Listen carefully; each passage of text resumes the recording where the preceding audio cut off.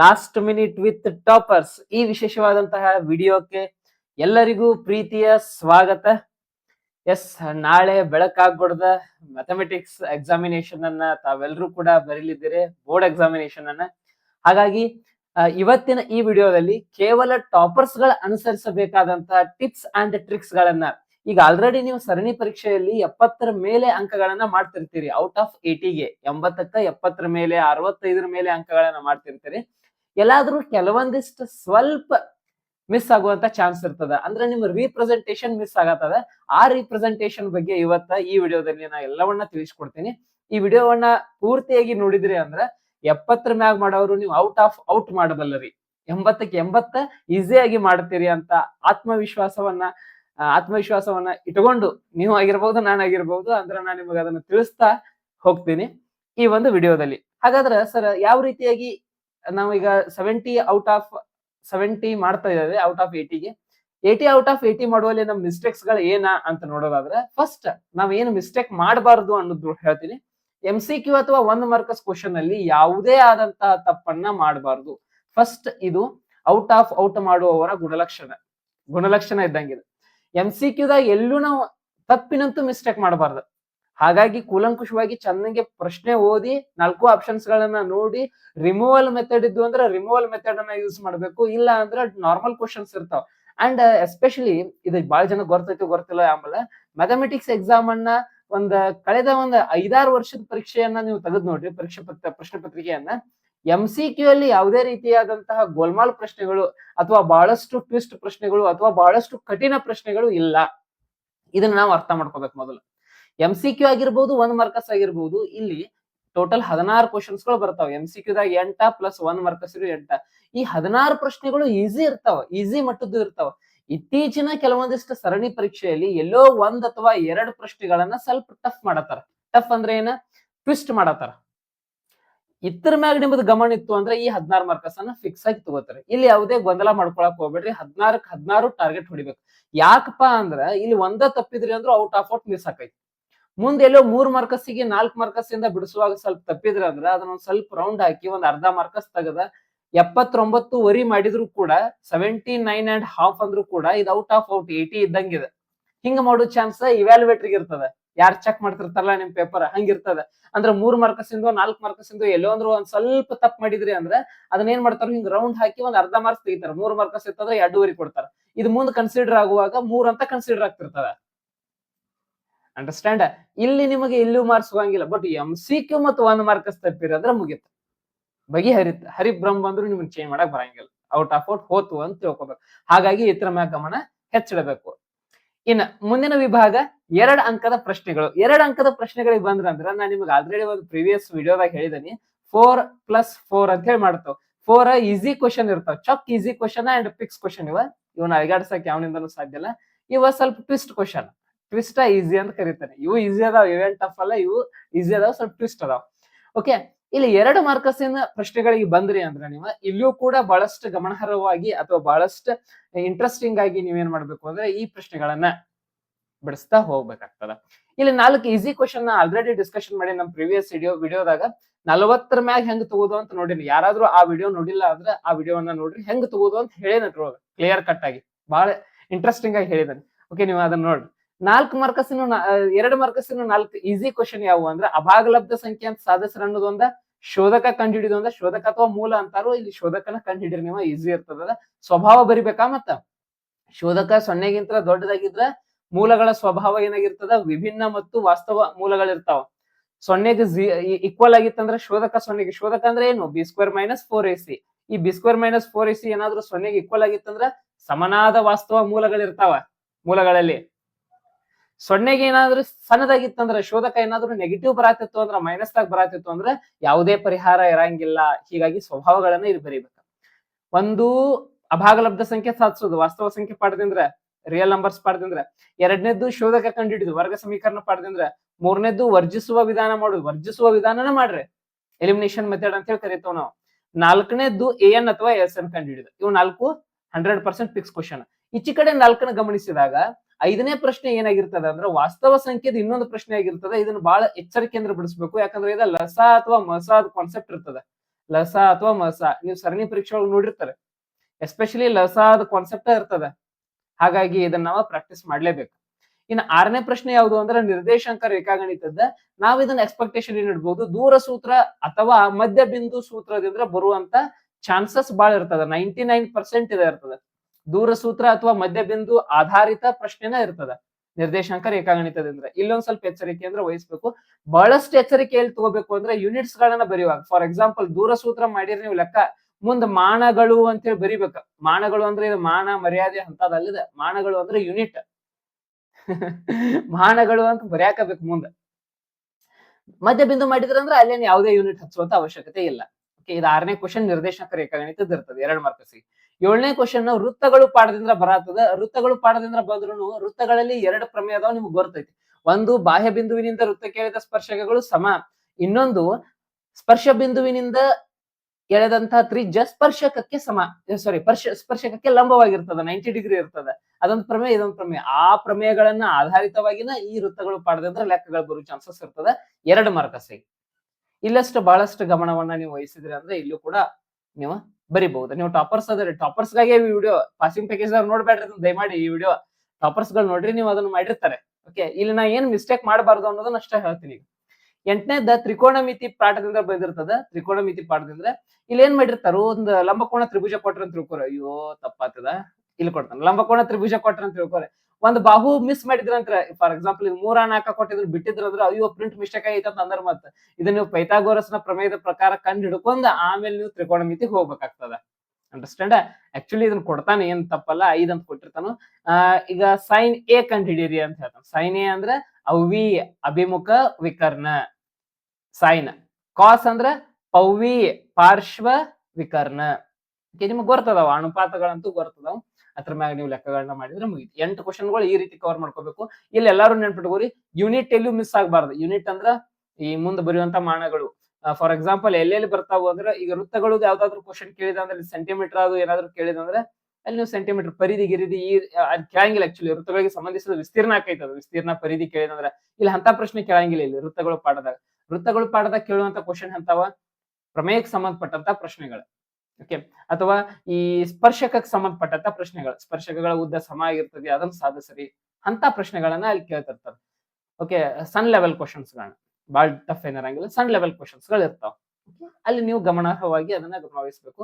ಇನ್ನ ವಾಸ್ತವ ಸಂಖ್ಯೆ ಲಸಾಮಸ ಅದ್ರ ಮ್ಯಾಗ ನಿರ್ದೇಶಾಂಕ ರೇಖಾಗಣಿತ ದೂರ ಸೂತ್ರ ಬಂದ್ರೆ ಅಲ್ಲಿ ಯೂನಿಟ್ ಇಡ್ಬೇಕು. ಓಕೆ, ಇಷ್ಟು ಮಾಡಿದ್ರೆ ಅಂದ್ರೆ ಇಲ್ಲಿ 16 ಮಾರ್ಕ್ಸ್ ಅನ್ನ ಈಸಿಯಾಗಿ ತಗೋತಾರೆ. 2 ಮಾರ್ಕ್ಸ್ 8 ಕ್ವಶನ್ ಇರ್ತಾವ, 16 ಮಾರ್ಕ್ಸ್. ಇನ್ನು 3 ಮಾರ್ಕ್ಸ್ 9 ಪ್ರಶ್ನೆ ಇರ್ತಾವು. ಇಲ್ಲಿ ನಾವು ಬಹಳಷ್ಟು ಗಮನ ವಹಿಸ್ಬೇಕು, ಯಾಕಂದ್ರೆ ಇಲ್ಲೇ ಮಾರ್ಕ್ಸ್ ಗಳು ಹೋಗು. ಅದು ಇಲ್ಲಿ 3 ಪ್ರಶ್ನೆಗಳು ಈಸಿ ಲೆವೆಲ್ದಾಗ ಇರ್ತಾವ. ಒಂದು ಸರಾಸರಿ ಅಥವಾ ಬಹುಲಕ ಕಂಡು ಹಿಡಿದು, 2ರಾಗ ಒಂದ್ ಮಾಡ್ರಿ ಒಂದ್ ಬರ್ತೈತೆ 100%. ಇನ್ನೊಂದು ವೃತ್ತಕ್ಕೆ ಸಂಬಂಧಿಸಿದಂತ ಒಂದು ಪ್ರಮೇಯ, ಬಾಯ ಬಿಂದುವಿನಿಂದ ಇದೇ ಏನಿಲ್ಲ ಲಂಬವಾಗಿರ್ತದೆ ಆಧಾರ, ಬಾಯ ಬಿಂದುವಿನಿಂದ ಸ್ಪರ್ಶಗಳು ಸಮನಾಗಿರುತ್ತವೆ ಆಧಾರ. ಇನ್ನೊಂದು ಶೂನ್ಯತೆ ಕಂಡು ಹಿಡಿದು, ಶೂನ್ಯತೆ ಮಾಡ್ಕೊಂಡ್ಬಿಟ್ಟಿರ್ತಾರೆ ನೀವು, ಈಸಿಯಾಗಿ ಇವ್ನು 3 ಬರೀತಾರೆ. ಇನ್ನ 3 ಆದ್ಕೂಳೆ ಇನ್ನು 6 ಪ್ರಶ್ನೆಗಳು ಎಲ್ಲಿಂದ ಬರತಾವು ಅಂದ್ರೆ ತ್ರಿಕೋನಮಿತಿ ಪ್ರಸ್ತಾವನೆಯಿಂದ ಒಂದು ಕ್ವಶನ್. ಈ ಕ್ವಶನ್ ಬಗ್ಗೆ ಬಹಳ ಮಂದಿಗೆ ಕನ್ಫ್ಯೂಸ್ ಅದ. ಸರ್ ಈ ಕ್ವಶನ್ ಎಲ್ಲಿಂದ ಬರ್ತೈತಿ? ಈ ಕ್ವಶನ್ ಅಥವಾ ಕ್ವಶನ್ ಅದ, ಅಥವಾ ಅಂದ್ರೆ ಮ್ಯಾಗ ಒಂದು ಕ್ವಶನ್ ಇರ್ತದ, ಅದಕ್ಕ ಸಂಬಂಧಪಟ್ಟಂಗೆ ಇನ್ನೊಂದು ಕ್ವಶನ್ ಇರ್ತದ. ನೀವು ಇಲ್ಲೊಂದು ಟ್ರಿಕ್ ಅನ್ನ ಯೂಸ್ ಮಾಡ್ರಿ. 2ರಾಗ ಒಂದು ಪುಸ್ತಕದಾಗ ಕ್ವಶನ್ ಅದಾವಲ್ಲ, ಪುಸ್ತಕದಾಗ ಎಲ್ಲಿ ಪುಸ್ತಕದಾಗ ಅಂದ್ರ ಲಾಸ್ಟ್ ಅಭ್ಯಾಸ, ಲಾಸ್ಟ್ ಎಕ್ಸರ್ಸೈಸ್ ಒಳಗ 5 ಮೇನ್ ಕ್ವಶನ್ ಒಳಗ 10 ಪ್ರಶ್ನೆ ಅದಾವ ನೋಡ್ರಿ. ಇದನ್ನ ಯಾರು ನೋಡಿಲ್ಲ ಅಂದ್ರೆ ತೆಗೆದು ನೋಡ್ರಿ. ಟಾಪರ್ಸ್ ಗಳು ಅಂದ್ರೆ ನೀವು ನೋಡಿರ್ತಾರೆ, ಅದ್ರ ಬಗ್ಗೆ ಏನ್ ಚಿಂತಿಲ್ಲ. ಲಾಸ್ಟ್ ಅಭ್ಯಾಸ ತ್ರಿಕೋನಮಿತಿ ಪ್ರಸ್ತಾವನೆಯ ಕೊನೆಯ ಅಭ್ಯಾಸದ ಕೊನೆಯ 10 ಪ್ರಶ್ನೆಗಳು ಏನದಾವಲ್ಲ ನಿತ್ಯ ಸಮೀಕರಣದ ಮ್ಯಾಗ, ತ್ರಿಕೋನಮಿತಿಯ ನಿತ್ಯ ಸಮೀಕರಣದ ಮ್ಯಾಗ sin square theta plus cos square theta is equal to 1, sec square theta is equal to 1 plus tan square theta, cosec square theta is equal to 1 plus cot square theta. ಈ ನಿತ್ಯ ಸಮೀಕರಣವನ್ನ ಯೂಸ್ ಮಾಡಿ ಮಾಡುವಂತ ಲೆಕ್ಕಗಳು ಏನದಾವಲ್ಲ, ಆ 10 ಲೆಕ್ಕಗಳನ್ನ perfect ಮಾಡ್ಕೊಂಡ್ಬಿಟ್ರೆ ಆ question ಅಲ್ಲಿ dump ಆಗಿರ್ತದೆ. ಒಂದು ಪುಸ್ತಕೀಯ ಮಾದರಿ ಪ್ರಶ್ನೆ ಇರ್ತದ. ಇದು ಬೋರ್ಡ್ದವ್ರ ಹೇಳ್ಯಾರ, ಬೋರ್ಡ್ದವ್ರ ಇದನ್ನ ಸೂಚನೆ ಕೊಟ್ಟಾರು. ಹಾಗಾಗಿ ಅಲ್ಲಿ ನೀವು ತಪ್ಪುವಂತ ಅವಶ್ಯಕತೆ ಇಲ್ಲ. ಇನ್ನ ನೆಕ್ಸ್ಟ್ ಪ್ರಶ್ನೆ ಯಾವುದು ಅಂದ್ರೆ ವೃತ್ತಗಳಿಗೆ ಸಂಬಂಧಿಸಿದ ವಿಸ್ತೀರ್ಣದ ಮ್ಯಾಗ. ಇಲ್ಲೇ ಏನಿಲ್ಲ, ಬಹಳ ಈಸಿ ಕ್ವಶನ್. ಒಂದು ಕಂಸದ ಉದ್ದದ ಮ್ಯಾಗ, ಇಲ್ದ್ರ ತ್ರಿಜ್ಯಾಂತರ ಖಂಡದ ಮ್ಯಾಗ, ಇಲ್ದ್ರ ಒಂದು ವೃತ್ತದಾಗ ತ್ರಿಜ್ಯಾಂತರ ಖಂಡ ಮಾಡ್ಕೊಂಡ ನಡು ತ್ರಿಭುಜ ಮಾಡ್ಕೊಂಡಿರ್ತಾನೆ, ಕೆಳಗ ಲಘು ವೃತ್ತ ಖಂಡ ಉಳಿದಿರ್ತೈತ್ಲ, ಅದ್ರ ವಿಸ್ತೀರ್ಣ ಬಾಳ್ ಕೇಳ್ತಿರ್ತಾರ. ಅಲ್ಲೇ ಇಲ್ಲಿ ಇದ್ರ ವೇಟೇಜ್ ಅಲ್ಲೇ ಗೊತ್ತಾಗುತ್ತೆ ನಮಗೆ. ಲಘು ವೃತ್ತಖಂಡದ ವಿಸ್ತೀರ್ಣ ನೀವು ತೆಗಿಯಾಕ್ ಬಂತು ಅಂದ್ರೆ ಈ ಪಾಠದಾಗ ಔಟ್ ಆಫ್ ಔಟ್ ಹೊಡಿಬಹುದು. ವೃತ್ತಗಳಿಗೆ ಸಂಬಂಧಿಸಿದ ವಿಸ್ತೀರ್ಣ ಪಾಠ ಬಹಳಷ್ಟು ಈಸಿ ಆಗಿರುವಂತ ಪಾಠ. ಇನ್ನೊಂದು ಸಂಭವನೀಯತೆ ಪ್ರಶ್ನೆಗಳು, ಇವು ಈಸಿ ಅದಾವ ಆಕ್ಚುಲಿ, ಬಟ್ ಇತ್ತೀಚೆಗೆ ಟ್ವಿಸ್ಟ್ ಮಾಡತ್ತಾನ. ಇಲ್ಲ ಅನ್ನತ್ತಿಲ್ಲ, ಟಾಪರ್ಸ್ ಗಳು ಕೂಡ ಎಡವಾತಾರ ಇಲ್ಲಿ. ಟಾಪರ್ಸ್ ಗಳು ಕೂಡ ಎಡುವಂತ ಪ್ರಶ್ನೆಗಳು ಬರತ್ತವು. ಹಾಗಾಗಿ ಅದನ್ನ ಕೂಲಂಕುಷವಾಗಿ ಓದ್ಕೊಂಡ ಏನ್ ಪ್ರಶ್ನೆ ಐತಿ ಅದನ್ನ ನಾವ ಚಂದಂಗೆ ಮಾಡ್ಕೋಬೇಕು, ಅರೇಂಜ್ಮೆಂಟ್ ಮಾಡ್ಕೋಬೇಕು. ಅಂಡರ್ಸ್ಟ್ಯಾಂಡ್? ಸಂಭವನೀಯತೆ ಪ್ರಶ್ನೆ ಕೂಡ ಅಷ್ಟೇ ಇಂಪಾರ್ಟೆಂಟ್ ಆಗಿರ್ತದ. ಇನ್ನೊಂದು ವರ್ಗ ಸಮೀಕರಣದ ವಾಕ್ಯ ರೂಪದ ಪ್ರಶ್ನೆ. ವರ್ಗ ಸಮೀಕರಣದ ವಾಕ್ಯ ರೂಪದ ಪ್ರಶ್ನೆಗಳು. ವಾಕ್ಯವನ್ನ ಚೆನ್ನಾಗಿ ಓದ್ಕೋಬೇಕ, ಓದ್ಕೊಂಡ ಸಮೀಕರಣಗಳನ್ನ ರಚನೆ ಮಾಡ್ಕೋಬೇಕ. ರಚನೆ ಮಾಡ್ಕೊಂಡು ನೀವೇನು ಮಾಡ್ಕೋಬೇಕು, ಲೆಕ್ಕಗಳನ್ನ ಬಿಡಬೇಕು. ಅಪವರ್ತಿಸುವಿಕೆ ವಿಧಾನಕ್ಕೆ ಒಗ್ಗುವಂತ ಲೆಕ್ಕನ ಇರ್ತದ. ಇಲ್ಲೇನು ವರಿ ಮಾಡ್ಕೋಂತ, ವರಿ ಅಂದ್ರೆ ಚಿಂತೆ ಮಾಡುವಂತ ಅವಶ್ಯಕತೆ ಏನೇನು ಬರಂಗಿಲ್ಲ, ಏನೇನು ಚಿಂತೆ ಮಾಡುವಂತ ಅವಶ್ಯಕತೆ ಇಲ್ಲ. ಇನ್ನ ನೆಕ್ಸ್ಟ್ ಪ್ರಶ್ನೆ ತ್ರಿಭುಜಗಳು ಪಾಠದ ಮ್ಯಾಗ. ತ್ರಿಭುಜಗಳು ಪಾಠದ ಮ್ಯಾಗ ಇಲ್ಲಿ ಕೂಡ ತ್ರಿಭುಜದ ಎರಡು ಪ್ರಮೇಯವನ್ನ ಆದರ್ಶಿ ಲೆಕ್ಕಗಳಿರ್ತಾವ.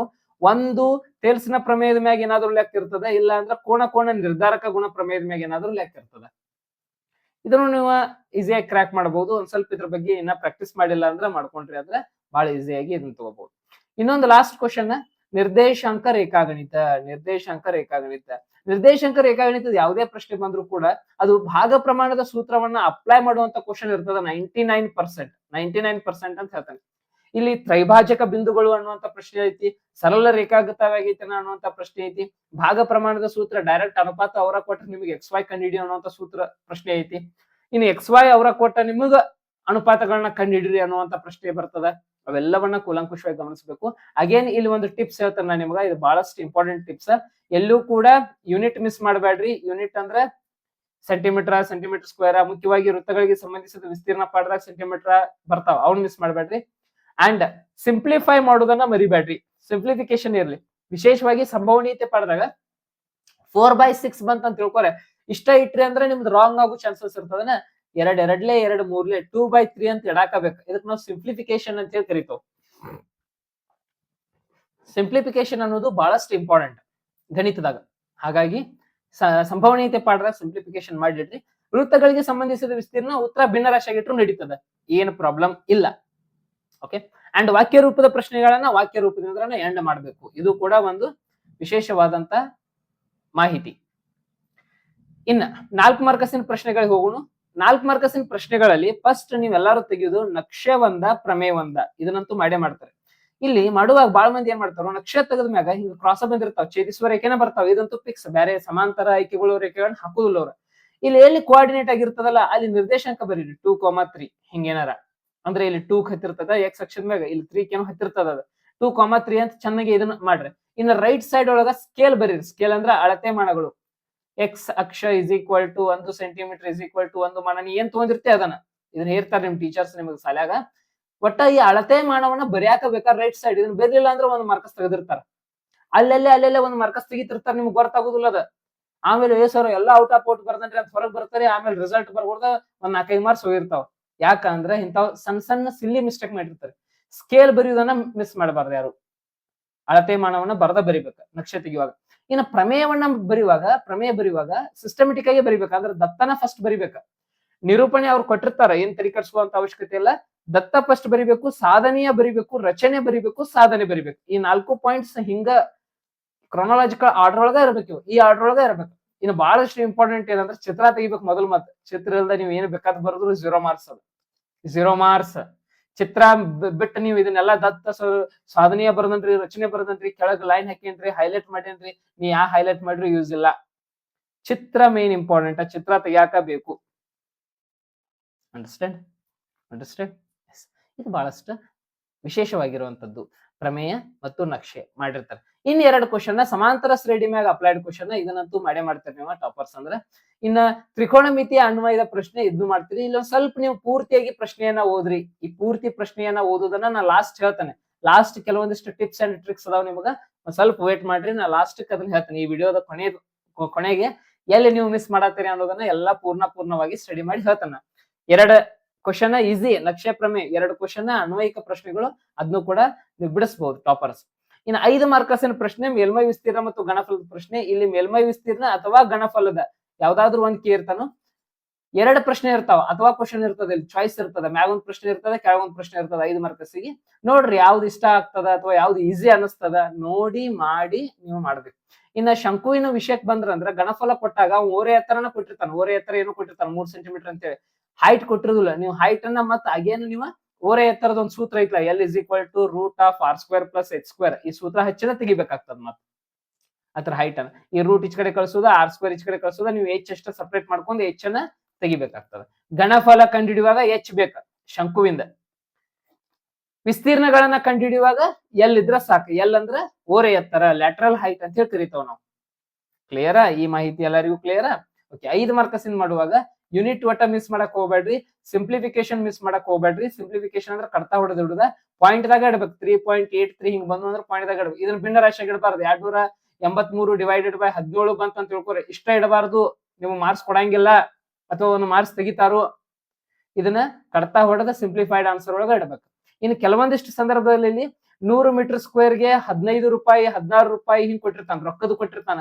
ಅವಾಗೂ ನೀವು ಚಂದಂಗೆ ರೊಕ್ಕ ಗುಣಾಕಾರ ಮಾಡ್ಕೊಂಡು ಲಾಸ್ಟ್ ಉತ್ತರ ಇಟ್ಟ ಲಾಸ್ಟ್ ಒಂದು ವಾಕ್ಯ ಬರಿಬೇಕು. ಹಾಗಾದ್ರೆ ತಗಲುವ ವೆಚ್ಚ = 24 ರೂಪಾಯಿ ಬಂದಿದೆ, 24 ರೂಪಾಯಿ ಅಂತ ಹೇಳಿ ಬರಿಬೇಕು. ಇದೆಲ್ಲದ್ರ ಮ್ಯಾಗೂ ಗಮನ ಇರಬೇಕು. ದತ್ತಾಂಶಗಳನ್ನ ಇಲ್ಲಿ ಒಂದು ಮಾತು ಹೇಳ್ತಾ ನೋಡ್ರಿ ಮಗ, ದತ್ತಾಂಶಗಳನ್ನ ಪೂರ್ತಿಯಾಗಿ ಬರೀಬೇಕು. ದತ್ತಾಂಶಗಳಂದ್ರೆ ಗೊತ್ತಿರ್ ಕೊಟ್ಟಂತ ಕ್ವಶನ್ ಒಳಗ ಈಗ ಒಂದ್ ಪ್ರಶ್ನೆ ಬಂತ ತಿಳ್ಕೊ, ತ್ರಿಜ್ಯ 7 ಸೆಂಟಿ, ಅದನ್ನ ಕೆಳಗೆ ಬರೆಯುವಾಗ r = 7 ಸೆಂಟಿಮೀಟರ್. ಫಸ್ಟ್ ಒಂದು ಮಾರ್ಜಿನ್ ದಾಗ ದತ್ತಾಂಶಗಳನ್ನ ರೆಡಿ ಮಾಡ್ಕೊಂಡಿರ್ಬೇಕು. ಆಮೇಲೆ ಸೂತ್ರಗಳನ್ನ ಹಾಕ್ಬೇಕು. ಒಬ್ಬೊಬ್ರು ಸೂತ್ರ ಬಿಟ್ಟು ಮಾಡ್ತಿರ್ತಾರ ಲೆಕ್ಕ. ನಾ ಫುಲ್ ಪರ್ಫೆಕ್ಟ್ ಅದನ್ರಿ, ಬಾರಿ ಚಂದ ಅದನ್ರಿ ನಾನ ಅಂತೇಳಿ ಬಾಳ ಈಜಾಡಕ್ ಬರಾವ, ಸುಳ್ಯಾಗ ಸಿಕ್ಸ್ ಆಯುಧ ಹೊಳ್ಯಾಗ. ನಾ ಬಾಳ ಈಜಾಡ್ತಾನಿ, ನಾ ದೊಡ್ಡ ಈಜು ಪಟು ಅದನಿ, ನಾ ದೊಡ್ಡ ಸ್ವಿಮ್ಮರ್ ಅದನಿ ಅನ್ನೋರ ಸಾಯವ್ರ.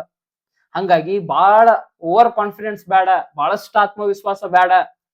ಸೂತ್ರ ಇಲ್ದ ಲೆಕ್ಕಗಳು ಮಾಡಕ್ ಹೋಗ್ಬೇಡ್ರಿ. ಇದು ಕಾಂಪಿಟೇಟಿವ್ ಎಕ್ಸಾಮ್ ಅಲ್ಲ, ಇದು ಬೋರ್ಡ್ಸ್ ಎಕ್ಸಾಮ್, ಬೋರ್ಡ್ ಅನ್ನೋರು ನಡೆಸುವಂತ ಎಕ್ಸಾಮ್. ಇಲ್ಲಿ ಪ್ರತಿಯೊಂದು ಸ್ಟೆಪ್ಪಿಗೂ ಮಾರ್ಕ್ಸ್ ಇರ್ತದ, ಪ್ರತಿಯೊಂದು ಘಟನೆಗೂ ಮಾರ್ಕ್ಸ್ ಇರ್ತದ. ಹಾಗಾಗಿ ದತ್ತಾಂಶ ಬರಿಬೇಕು, ಸೂತ್ರ ಬರಿಬೇಕು. ಸೂತ್ರ ಆದ ಕೂಡಲೇ ಪ್ರತಿಯೊಂದು ಅಂಶಗಳನ್ನ ಸೂತ್ರದಲ್ಲಿ ಅಳವಡಿಸ್ಬೇಕು. ಲಾಸ್ಟ್ ಉತ್ತರವನ್ನ ಬರದ ಅದಕ್ಕೊಂದು ಬಾಕ್ಸ್ ಹಾಕ್ಬೇಕು ಸಿಸ್ಟಮೆಟಿಕ್ ಆಗಿ ಕಾಣ.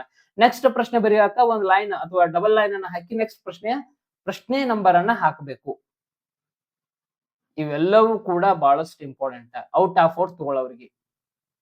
ಓಕೆ, ಇನ್ ಔಟ್ ಆಫ್ 4 ತಗೊಳಕ್ ನನ್ನ ಕಡೆಯಿಂದ ಒಂದು ವಿಶೇಷವಾದಂತ ಟಿಪ್ಸ್ ಹೇಳ್ತೇನೆ ನೋಡ್ರಿ ನಿಮಗ. 80ಕ್ಕೆ 80 ಆಗ್ಲೇಬೇಕು ಅನ್ನೋರು ಮಾತ್ರ ಇದನ್ನ ನೋಡ್ರಿ. ನಕ್ಷೆಗ ಸ್ಕೇಲ್ ಹಾಕ್ಬೇಕಂತ ಹೇಳಿದನಿ, ಪ್ರಮೇಯ ಸಿಸ್ಟಮೆಟಿಕ್ ಆಗಿ ಬರಿಬೇಕು ಅಂತ ಹೇಳಿದನಿ. ಪ್ರತಿಯಾದಂತಹ ಉತ್ತರ ಬರೆಯುವಾಗ ಪ್ರಶ್ನೆ ಸಂಖ್ಯೆ ಹಾಕಿರಲ್ಲ ನೋಡ್ಕೋರಿ. ಬಹಳ ಜನ ಬಿಡ್ತೀರಿ ಅವಸರದಾಗ. ಅವಸರ ಮಾಡೋ ಅವಶ್ಯಕತೆ ಇಲ್ಲ, ಏನ್ ಎಲ್ಲಿ ಓಡ್ ಹೊಂಟಿಲ್ಲ. 3 ತಾಸು 15 ನಿಮಿಷ ಇರ್ತದ ಸಾಧಾರಣ ಟೈಮ್ ಅಲ್ಲದ. 3 ತಾಸು 15 ನಿಮಿಷ ಜಗತ್ತಾಳಬಹುದು ಈ ಸಮಯದಾಗ. ಹಾಗಾಗಿ 3 ತಾಸು 15 ನಿಮಿಷ ಇರ್ತದ. ಇದನ್ನೆಲ್ಲವನ್ನ ನೋಡ್ರಿ, ಪ್ರಶ್ನೆ ಸಂಖ್ಯೆ ಹಾಕಿರೋ ನೋಡ್ರಿ. ಪ್ರತಿ ಪ್ರಶ್ನೆ ಮುಗಿದ್ಮ್ಯಾಗ ಒಂದು ಲೈನ್ ಔಟ್ ಮಾಡ್ಕೊಂಡು ಮುಂದಿನ ಪ್ರಶ್ನೆಯನ್ನ ಚೆನ್ನಾಗಿ ಬರ್ರಿ ಸಿಸ್ಟಮೆಟಿಕ್ ಆಗಿ. ಉತ್ತರ ಎಲ್ಲಿ ಬರ್ತೈತಿ ಅಲ್ಲಿ ಹೈಲೈಟ್ ಮಾಡ್ರಿ. ಹೈಲೈಟ್ ಅಂದ್ರೆ ಈಗ AN = 32 ಬಂದೈತಿ ಅಂತ ಅನ್ಕೋರಿ, ಒಂದ್ ಚೆನ್ನಾಗಿ ಬಾಕ್ಸ್ ಹಾಕೋರಿ. ಇಷ್ಟ ಅದೆಷ್ಟೋ ಚಂದ ಕಾಣ್ತದ. ಲಾಸ್ಟ್ ಉತ್ತರ ಬರೆಯೋ ತಗಲುವ ವೆಚ್ಚ ಅಂತ ಬರ್ದಿರ್ತಾರೆ. ತಗಲುವ ವೆಚ್ಚ 48 ರೂಪಾಯಿ ಅಂತ ಬರ್ದಿರ್ತಾರೆ. ಇದಕ್ಕೊಂದ್ ಲೈನ್ ಹಾಕ್ರಿ ಹಿಂಗ ಡಿಸೈನಿಂಗ, ಅದೆಷ್ಟು ಚಂದ ಕಾಣ್ತದ. ಅಂಡರ್ಸ್ಟ್ಯಾಂಡ್? ಓಕೆ, ಪ್ರಶ್ನೆ ಸಂಖ್ಯೆಗಳನ್ನ ಹಾಕೋದು ಒಂದು ಬಹಳಷ್ಟು ಇಂಪಾರ್ಟೆಂಟ್ ಟಿಪ್ಸ್. ಎಲ್ಲರೂ ಒಂದ್ ನೀರಿನ ಬಾಟಲ್ ಅನ್ನ ಓದಿಟ್ಕೋರಿ. ಯಾಕಂದ್ರೆ ಅವಾಗ ನೀವು ನೀರ್ ಕುಡ್ಕೋತಾ ಇದ್ರಿ ಅಂದ್ರೆ ಬ್ರೈನ್ ಸೆಲ್ಸ್ ಗಳು ಆಕ್ಟಿವ್ ಆಗ್ತಿರ್ತಾವ. ಆಕ್ಚುಲಿ ಇದು ಸೈಂಟಿಫಿಕ್ ಆಗಿ ಕರೆನೂ ಐತಿ. ನರಕೋಶಗಳು ಆಕ್ಟಿವ್ ಆಗ್ತಿರ್ತಾವ. ಅವಾಗ ಸ್ವಲ್ಪ ಕುಡಿದ್ ಮತ್ತೆ ಫುಲ್ ಕುಡಿಯಂಗಿಲ್ಲ. ಸ್ವಲ್ಪ ಒಂದ್ ಸಿಪ್ ಕುಡಿದ ಒಂದ್ ಸಿಪ್ ಕುಡಿದ ಅವಾಗ ನೀವು ಟೆನ್ಷನ್ ಆದ್ರಿ ಅಂದ್ರ, ಬಾಳ್ ಪ್ಯಾನಿಕ್ ಆದ್ರಿ ಅಂದ್ರೆ ನೀರ್ ಕುಡಿಯೋದ್ರ ಮೂಲಕ ನೀವು ಅದನ್ನ ಕಂಟ್ರೋಲ್ ಮಾಡಬಹುದು. ಓಕೆ, ಮಾಡ್ಕೋರಿ. ನಿಮ್ಗೆ ಗೊತ್ತಿರ್ತದ 3 ಎಕ್ಸಾಮ್ ಬರ್ದಿರ್ತಾರೆ. ಈಗ ನೀವು ಪ್ಯಾನಿಕ್ ಇರಂಗಿಲ್ಲ ಅಂತ ಅನ್ಕೋ. ಮಂದಿನ ಅನ್ಸವ್ರ ನೀವು ಅನ್ಸವ್ರಲ್ಲ. ಓಕೆ, ಹಾಗಾಗಿ ಅದನ್ನ ಮಾಡ್ಕೋರಿ. ಇನ್ನ ಹೊಸ ಪ್ರಶ್ನೆಗಳು ಬರೋ ಚಾನ್ಸಸ್ ಇರ್ತದ. ಅಂದ್ರ ನೀವೆಂದು ಕಂಡರಿಯದ, ಕೇಳರಿಯದ, ನೋಡರಿಯದ ಪ್ರಶ್ನೆಗಳು ಕೂಡ ಇರ್ತಾವು. ಆ ಪ್ರಶ್ನೆಗಳು ಎಂತಾವ್ ಇರ್ತಾವ ಅಂದ್ರೆ ಕ್ಷೇತ್ರ ಗಣಿತ ಪಾಠದ ಮ್ಯಾಗ ಇರ್ತಾವ ಹೆಚ್ಚಾಗಿ. ಯಾಕಂದ್ರೆ ಕ್ಷೇತ್ರ ಗಣಿತ ಮ್ಯಾಗ ಹಲವಾರು ಪ್ರಶ್ನೆಗಳನ್ನ ನಾವು ರೈಸ್ ಮಾಡಬಹುದು. ಅಂತ ಪ್ರಶ್ನೆಗಳು ಬಂದ್ರೆ ವರಿ ಮಾಡ್ಕೋಬೇಡ್ರಿ. ಕ್ವಶನ್ ಅನ್ನ ಚೆನ್ನಾಗಿ ಓದ್ರಿ. ಚೆನ್ನಾಗಿ ಮೀನ್ಸ್ ಪೂರ್ತಿ ಓದ್ರಿ. ಇಲ್ಲಿ ಪೂರ್ತಿ ಕ್ವಶನ್ ಓದೋದನ್ನ ಒಂದ್ ಹೇಳ್ತಾನೆ ನೋಡ್ರಿ ನಿಮಗ. ಬಹಳ ಜನ ಇಲ್ಲಿ ಮಿಸ್ ಮಾಡ್ಕೋತಾರ. ಫಾರ್ ಎಕ್ಸಾಂಪಲ್, ಒಂದ್ ಮೇಲ್ಮೈ ವಿಸ್ತೀರ್ಣದ ಒಂದು ಕ್ವಶನ್ ಬಂದೈತಿ. ಆ ತ್ರಿಜ್ಯ 7 ಸೆಂಟಿಮೀಟರ್ ಇರುವ ಶಂಕುವಿನ ಒಂದು ಪಾದದ ಪರಿಧಿ, ಹಂಗಿಂಗ್ ಏನೋ ಬಂದೈತಿ, ಕ್ವಶನ್ ಬಂದೈತಿ. ಲಾಸ್ಟ್ ಮೇಲ್ಮೈ ವಿಸ್ತೀರ್ಣ, ಪಾರ್ಶ್ವ ಮೇಲ್ಮೈ ವಿಸ್ತೀರ್ಣ ಕಂಡು ಹಿಡಿಯಿರಿ ಅಂತ ಕೊಟ್ಟಿರ್ತಾನ. ಹಾಗೂ ವ್ಯಾಸವನ್ನ ಕಂಡು ಹಿಡಿಯಿರಿ ಅಂತ ಮುಂದೇನೋ ಕೊಟ್ಟಿರ್ತಾನ ಅಂತ ಅನ್ಕೋಣ. ಪಾದದ ವ್ಯಾಸವನ್ನ ಕಂಡು ಹಿಡಿಯಿರಿ ಅಂತ ಏನೋ ಕೊಟ್ಟಿರ್ತಾನ. ಪಾರ್ಶ್ವ ಮೇಲ್ಮೈ ವಿಸ್ತೀರ್ಣ ಕಂಡು ಹಿಡಿಯಿರಿ ಅಂತ ಇದನ್ನ ನೋಡಿಕೊಳ್ಳಿ ನಾವೇನ್ ಮಾಡಕ ಚಾಲೂ ಮಾಡಿಬಿಡ್ತು. ನಮ್ಗೆ ಗೊತ್ತಿರ್ತದ ಮುಂದ್ ಕ್ವಶನ್ ಐತೆ ಅಂತ ಹೇಳಿ, ಬಟ್ ನಾವ್ ಅದನ್ನ ಕೇರ್ ಮಾಡಂಗಿಲ್ಲ. ನಾವೇನ್ ಮಾಡ್ತೇವಿ, ಪಾರ್ಶ್ವ ಮೇಲ್ಮೈ ವಿಸ್ತೀರ್ಣ ಏನ್ ಕೇಳಿದಲ್ಲ ಪ್ರಶ್ನೆದಾಗ ಅದನ್ನ ಬಿಡ್ಸಾಕ್ ಹೋಗ್ಬಿಡ್ತಾವ. ಒಮ್ಮೆ ಬಿಡಿಸಿದ ನಂತರ ಮತ್ತೆ ಪ್ರಶ್ನೆ ನೋಡುದಿಲ್ಲ. ಯಾವಾಗ ಮನುಷ್ಯ ಇದ ಹಿಪ್ನೋಟಿಸಮ್ ಅಂತ ಕರೀತಾ ಇದೆ, ಕ್ವಶನ್ಗಳ ನಮ್ಮನ್ನ ಹಿಪ್ನೋಟಿಸಮ್ ಮಾಡ್ತಾವ. ಉತ್ತರ ಯಾವಾಗ ಬಿಡಿಸಿದ್ವು ಅವಾಗ ಉತ್ತರ ಬಿಡಿಸಿದ ಮ್ಯಾಗ ಪ್ರಶ್ನೆ ನೋಡುದಿಲ್ಲ ನಾವು. ಮುಗಿತಪ್ಪ ಇದ ಅಂತ ಹೇಳಿ ಕುಂತ್ ಬಿಡ್ತಾವ್. ನಮ್ ಬ್ರೈನಿಗೆ ಹಂಗ ಟ್ರೈನ್ ಮಾಡಿಬಿಟ್ಟವ್ ನಾವು, ಮುಗಿತಿದ ಅಂತ ಹೇಳಿ. ಮುಗುದಿಲ್ಲ, ಇಲ್ಲಿ ಇನ್ನ ಒಂದು ಪ್ರಶ್ನೆ ಐತಿ, ನೀ ಇದನ್ನ ಗಮನಿಸಿಲ್ಲ ಕೆಳಗ. ಹೀಗಾಗಿ ನೀನು ಮಾರ್ಕ್ಸ್ಗಳು ಹೋಗ್ತಿರ್ತಾವು. ಇದ್ರ ಮ್ಯಾಗ ಬಹಳಷ್ಟು ಗಮನ ಇರ್ಬೇಕು. ಪ್ರಶ್ನೆ ಓದುವಾಗ ಗೊತ್ತಿರ್ತದ ನಿನಗ, ಮುಂದ ಪ್ರಶ್ನೆ ಕಂಟಿನ್ಯೂ ಐತಿ, ಇದನ್ನ ಆಮೇಲೆ ಬಿಡಿಸೋಣ ಅಂತ ಸುಮ್ ಬಿಟ್ಟಿರ್ತಿ. ಬಟ್ ಯಾವಾಗ ನೀವು ಉತ್ತರ ಬಿಡ್ಸಕ್ ಸ್ಟಾರ್ಟ್ ಮಾಡ್ತಿಲ್ಲ, ಇದಕ್ಕಷ್ಟ ಉತ್ತರ ಕಂಡು ಹಿಡ್ಕೋತಿಲ್ಲ, ಪಾರ್ಶ್ವ ಮೇಲ್ಮೈ ವಿಸ್ತೀರ್ಣಕ್ಕ ಉತ್ತರ ಇಲ್ಲಿಗೆ ಮುಗೀತು ಅನ್ನುವಂಥದ್ದು ಬಂದ್ ಬಿಡ್ತದ ಮನಸ್ಸಿನಾಗ. ಅವಾಗ ನಾವು ಹೊಳ್ಳಿ ಪ್ರಶ್ನೆ ನೋಡಕ್ಕೂ ಹೋಗುದಿಲ್ಲ, ನಮ್ಗೆ ಗೊತ್ತು ಆಗುದಿಲ್ಲ. ಹಾಗಾಗಿ ಇಂಥ ಸಿಲ್ಲಿ ಮಿಸ್ಟೇಕ್ಸ್ ಗಳನ್ನ ಯಾರು ಮಾಡಬೇಡ್ರಿ. ಪ್ರಶ್ನೆಯನ್ನ ಪೂರ್ತಿಯಾಗಿ ಒಂದ್ ಬಿಟ್ಟು 2 ಸಲ ಓದಿಕೊಳ್ಳಿ. ಒಂದ್ ಬಿಟ್ಟು 2 ಸಲ, ಆಮೇಲೆ ನೀವು ಉತ್ತರವನ್ನ ಬರೆಯುವಂತ ಪ್ರಯತ್ನವನ್ನ ಮಾಡ್ರಿ. ಪೂರ್ತಿ ಉತ್ತರ ಮುಗಿದ ಮ್ಯಾಗ ಇನ್ನೊಂದ್ಸಲ ಪ್ರಶ್ನೆ ಓದಿಬಿಡ್ರಿ, ಏನೇನು ಆಗುದಿಲ್ಲ. ಪೂರ್ತಿ ಉತ್ತರ ಮುಗಿದ ಮ್ಯಾಗ ಇನ್ನೊಂದ್ ಪ್ರಶ್ನೆ ಮಾಡಿಬಿಡುದ, ಇನ್ನೊಂದ್ ಪ್ರಶ್ನೆ ಓದಿಬಿಡುದ. Understand better you understand. Okay, ಇದರ ಮ್ಯಾಗ ಗಮನ ಇರ್ಲಿ. ಎಲ್ಲೂ ಯೂನಿಟ್ಸ್ ಗಳು ಇನ್ನೊಮ್ಮೆ ಹೇಳ್ತಾನೆ, ಎಲ್ಲೂ ಯೂನಿಟ್ಸ್ ಗಳು ಮಿಸ್ ಮಾಡಬೇಡ್ರಿ. ಯೂನಿಟ್ಸ್ ಮಾನಗಳನ್ನ ಅಥವಾ ಅಳತೆ ಮಾನಗಳನ್ನ ಮಿಸ್ ಮಾಡಬೇಡ್ರಿ. ಎಲ್ಲೂ ದತ್ತಾಂಶಗಳನ್ನ ಮಿಸ್ ಮಾಡಬೇಡ್ರಿ. ಎಲ್ಲೂ ಸೂತ್ರಗಳನ್ನ ಮಿಸ್ ಮಾಡಬೇಡ್ರಿ. ಇವ್ 3 ಯಾರು ಮಿಸ್ ಮಾಡೋದಿಲ್ಲ ಅವ್ರು 80ಕ್ಕೆ 80 ತಗೊಂಡ ಹೊಡೆದಾರ ಅಂತ ತಿಳ್ಕೊಂಡ್ಬಿಟ್ರು. ಅವ್ರು ನೆಕ್ಕಿ ಹೊಡೆದಿರ್ತಾರ. ಮತ್ ಈ 3ರ ಮ್ಯಾಗ ಗಮನ ಇರ್ಬೇಕು, ಬಹಳಷ್ಟು ಗಮನ ಇರ್ಬೇಕು. ಪ್ರಮೇಯ ಬರೆಯುವಾಗ ಚಿತ್ರದ ಮ್ಯಾಗ ಗಮನ ಇರ್ಬೇಕು. ನಕ್ಷೆ ತೆಗೆಯುವಾಗ ಅಳತೆ ಮ್ಯಾಗ ಗಮನ ಇರ್ಬೇಕು. ದೊಡ್ಡ ಪ್ರಶ್ನೆ, ಲಾಂಗ್ ಲೆವೆಲ್ ಕ್ವಶನ್ಸ್ ಬಂದಾಗ ಪೂರ್ತಿಯಾದಂತ ಪ್ರಶ್ನೆ ಮ್ಯಾಗ ಗಮನ ಇರ್ಬೇಕು. ಒಮ್ಮೆ ಒಂದೊಂದು ಪ್ರಶ್ನೆ ಅರ್ಥ ಆಗುದಿಲ್ಲ, ಇನ್ನೊಂದ್ಸಲ ಓದ್ರೆ ಅರ್ಥ ಆಗುವಂತ ಟೆಕ್ನಿಕ್ ಬೇರೆ ಟೈಪ್ ಇರ್ತದೆ. ಇನ್ನೊಂದ್ಸಲ ಓದ್ರೆ ಮತ್ ಇನ್ನೊಂದು ಮೀನಿಂಗ್ ಒಳಗೆ ನಿನ್ಗೆ ಅರ್ಥ ಆಗ್ತಿರ್ತದ. ಮತ್ತೆ ಇಲ್ಲಿ ಒಂದು ಇಂಪಾರ್ಟೆಂಟ್ ಪಾಯಿಂಟ್ಸ್ ನೀವೆಲ್ಲ ತಿಳ್ಕೊಬೇಕು ವಿದ್ಯಾರ್ಥಿಗಳೇ. 1 ವರ್ಷ ಇದ್ರ ಬಗ್ಗೆ ನೀವು ಅಭ್ಯಾಸ ಮಾಡಿದಾರೆ, ಹೊಸಾದಲ್ಲಿದ 1 ವರ್ಷ ಕಲ್ತಿದರಿ, ಎಲ್ಲವೂ ನಿಮ್ ಕಾನ್ಸೆಪ್ಟ್ ಒಳಗ ಇರ್ತದ, ಅಥವಾ ಎಲ್ಲವೂ ನಿಮ್ ಟೆಕ್ಸ್ಟ್ ಬುಕ್ ಒಳಗಿಂದ ಕಾನ್ಸೆಪ್ಟ್ ಅನ್ನ ಹಾಕಿರ್ತಾನು. ಹಾಗಾಗಿ ನನಗೆಲ್ಲಾ ಬರ್ತೈತಿ ಅನ್ನೋದು ಮೊದಲು ತಲೆಯಾಗಿರ್ಲಿ. ಸರ್ ನನಗೆಲ್ಲಾ ಬರ್ತೈತ್ರಿ, ನಂಗೆ don't worry about that. Over confidence ಬೇಡ, ಬಟ್ ಸೆಲ್ಫ್ ಕಾನ್ಫಿಡೆನ್ಸ್ ಇರ್ಬೇಕು. ಓಕೆ, ಅದಾದ ಮ್ಯಾಗ ಇಲ್ಲಿ ನಾ ಏನ್ ಎಕ್ಸ್ಪ್ಲೈನ್ ಮಾಡ್ಕೊತ ಬಂದ್ಲಿ ಆ ಪಾಯಿಂಟ್ಸ್ ಗಳ ಮ್ಯಾಗ ಗಮನ ಇಟ್ಕೊಂಡ ಸೂತ್ರದ ಜೊತೆ ಲೆಕ್ಕಗಳನ್ನ ಮಾಡ್ಕೋತಾ ಇರ್ಬೇಕು. ಕಾನ್ಸೆಪ್ಟ್ ಬೇಸ್ಡ್ ಕ್ವಶನ್ಸ್ ಗಳಿದ್ದಾಗ ಕಾನ್ಸೆಪ್ಟ್ ನ ಅರ್ಥ ಮಾಡ್ಕೊಂಡು ಅದನ್ನ ಬಿಡಿಸುವಂತ ಪ್ರಯತ್ನವನ್ನ ಮಾಡಬೇಕು. ಎಸ್, ಇಲ್ಲಿಗೆ ವಿಡಿಯೋನ ಮುಗಿಸ್ತಾ ಇದ್ದೀನಿ. All the best for your mathematics examination to get out. Toppers ಗಳ ಜೊತೆ ಮಾತಾಡಿದಂಗ ನನಗೀಗ. ಈ ವಿಡಿಯೋ ನೋಡತ್ತಾರ ಅಂದ್ರೆ ನೀವೆಲ್ಲರೂ ಕೂಡ ಟಾಪರ್ಸ್ ಆಗಿರ್ತಾರೆ 100%. 70 ಮ್ಯಾಗ ತಗೊಂಡಿದ್ರಿ ಅಂದ್ರೆ 80ಕ್ಕೆ 80 ಹೊಡ್ಯಾಕ ಬೇಕು ಈ ಸಲ. ಒಟ್ಟ ಮಿಸ್ ಆಗ್ಬಾರ್ದು, ಗುರಿ ಒಟ್ಟ ಮಿಸ್ ಆಗ್ಬಾರ್ದು. ಓಕೆ, ಎಸ್, ಹಾಗಾದ್ರೆ 80ಕ್ಕೆ 80 ಆಗ್ಲಿ. ಒಂದ್ ವೇಳೆ ಬಾರಿ ಚಲೋ ಬರ್ದಿದ್ರಿ ಅಂದ್ರೆ ಸಂಜಿಕ್ ಬಂದ ಇದೇ ಕಮೆಂಟ್ಕ್ಕ ಇದೇ ವಿಡಿಯೋಕ್ಕ ಒಂದ್ ಕಮೆಂಟ್ ಹಾಕ್ರಿ, ಸರ್ ಚಲೋ ಐತ್ರಿ ಅಂತ ಹೇಳಿ. ಅಷ್ಟ ಸಾಕು ನಮಗ ಈ ವಿಡಿಯೋ ಮಾಡಿದ್ಕೂ ಸಾರ್ಥಕ ಅನಿಸ್ತದ. ಓಕೆ, ಇಲ್ಲಿಗೆ ಈ ವಿಡಿಯೋನ ಮುಗಿಸ್ತಾ ಇದ್ದೀನಿ. Bye, all the best, take care of your health ಬಗ್ಗೆ ಟೇಕ್ ಕೇರ್ ಇರ್ಲಿ. ಅಂಡ್ ಈ ಎಲ್ಲಾ ಸೂಕ್ಷ್ಮ ಅಂಶಗಳನ್ನ 80 ಔಟ್ ಆಫ್ 80 ಮಾಡೋದು ಅಷ್ಟು ಈಸಿ ಅಲ್ಲ. ಸೂಕ್ಷ್ಮಗಳು ಬಹಳ ವರ್ಕ್ ಆಗ್ಬೇಕು. ಇಲ್ಲಿ ಸೂಕ್ಷ್ಮತೆಗಳು ವರ್ಕ್ ಆಗ್ಬೇಕು. ಹಾಗಾಗಿ ಇವೆಲ್ಲ ಸೂಕ್ಷ್ಮಗಳನ್ನ ನೆನಪಿನಾಗ ಇಟ್ಕೋರಿ. ಪ್ರಶ್ನೆಯನ್ನ ಅಥವಾ ಪ್ರಶ್ನೆ ಪತ್ರಿಕೆ ಎಕ್ಸಾಮ್ ಅನ್ನ ವಿದಿನ್ 3 hours ಮುಗ್ಸಾಕ್ ಟ್ರೈ ಮಾಡ್ರಿ. 3 ತಾಸು 15 ನಿಮಿಷ ಇರ್ತೈತಿ ಅಂತ ಅಲ್ಲಿ ಮಟ ಹೇಳಿಬೇಡ್ರಿ. 3 ತಾಸ್ನಾಗ ಮುಗ್ಸಾಕ್ ಟ್ರೈ ಮಾಡ್ರಿ. ಮುಂದ್ 15 ಅಥವಾ 20 ನಿಮಿಷ ಸಿಕ್ತಂದ್ರ ಪ್ರತಿಯೊಂದು ಪ್ರಶ್ನೆಯನ್ನ ರೀಚೆಕ್ ಮಾಡ್ಕೋತ ಬರ್ರಿ, ಇನ್ನೊಮ್ಮೆ ಚೆಕ್ ಮಾಡ್ಕೋತ ಬರ್ರಿ. ಇದೊಂದು ಕೂಡ ಇಂಪಾರ್ಟೆಂಟ್ ಅಂತ ಸುದ್ದಿ ಇದೆ. ಪ್ರಶ್ನೆ ಪತ್ರಿಕೆಯನ್ನ ಲಘು ಮುಗಿಸ್ಬೇಕ. ಲಘು ಅಂದ್ರೆ ಒಂದು 3 ತಾಸು ಒಳಗೆ ಮುಗಿಸ್ಕೊಂಡ್ರೆ ನೀವೇನ್ ಮಾಡುದು, ಲಾಸ್ಟ್ ಒಂದು 15 ಅಥವಾ 20 ಮಿನಿಟ್ಸ್ ಇತ್ತು ಅಂದ್ರೆ ಅದನ್ನ ರೀಚೆಕ್ ಮಾಡ್ಬೇಕು. ಕರೆಕ್ಟ್ ಆಗಿ ಹಾಕೇನೋ ಇಲ್ಲೋ, ಎಲ್ಲಾಕು ಕರೆಕ್ಟ್ ಆಗಿ ಯೂನಿಟ್ ಹಾಕೇನೋ ಇಲ್ಲೋ, ವಾಕ್ಯ ರೂಪದ ಪ್ರಶ್ನೆಗಳನ್ನ ವಾಕ್ಯ ರೂಪದಾಗ ಬಿಡಿಸೇನೋ ಇಲ್ಲೋ, ಫಸ್ಟ್ ಎಲ್ಲಾಕು ನಂಬರ್ ಹಾಕೇನೋ ಇಲ್ಲೋ, ಕರೆಕ್ಟ್ ಆಗಿ ಪ್ರಶ್ನೆ ಸಂಖ್ಯೆ ಉತ್ತರ ಸಂಖ್ಯೆ ಕರೆಕ್ಟ್ ಐತೋ ಇಲ್ಲೋ, ರೂಲ್ ನಂಬರ್ ಹಾಕೇನಿಲ್ಲೋ ಮೊದಲು ಪೇಪರ್ದಾಗ. ಎಲ್ಲಾ ಬೆಳಗಿಂದೆಲ್ಲ ಬರ್ದಿರ್ತಾವ, ಮ್ಯಾಗ ಪೇಪರ್ದಾಗ ರೂಲ್ ನಂಬರ್ ಹಾಕಿರೋದಿಲ್ಲ. ಹಂಗದು ಏನೋ ಇದ್ರೆ ಸೂಪರ್ವೈಸರ್ ನೋಡ್ತಿರ್ತಾರ, ಅದನ್ನ ಡೋಂಟ್ ವರಿ ಅಬೌಟ್ ದಟ್. ಆದ್ರೂನು ಮಾಡ್ಬೇಕು. ಎಲ್ಲಾನು ನಮ್ಮ representation of that 3 hours 15 minutes presence of mind ಇರ್ಬೇಕು ಆ ಸಮಯದಾಗ. ಹಾಗಾಗಿ ಇದೆಲ್ಲವೂ ಕೂಡ ನಿಮಗ ಹೆಲ್ಪ್ ಆಗ್ತದೆ. ಈ ವಿಡಿಯೋ ಕೂಡ ಬಹಳಷ್ಟು ಹೆಲ್ಪ್ ಆಗ್ತದೆ.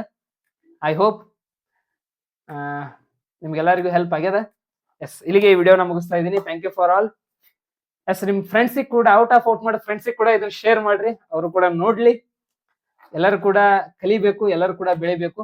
ಹಾಗಾಗಿ yes, all the best, take care, bye. ಏನಾದ್ರೂ ಡೌಟ್ಸ್ ಇದ್ರೆ, ಏನಾದ್ರೂ ಸಮಸ್ಯೆ ಇದ್ರೆ ಕಮೆಂಟ್ ಬಾಕ್ಸ್ ಒಳಗೆ ಕಮೆಂಟ್ ಹಾಕ್ರಿ. ಬಾಯ್, ಟೇಕ್ ಕೇರ್.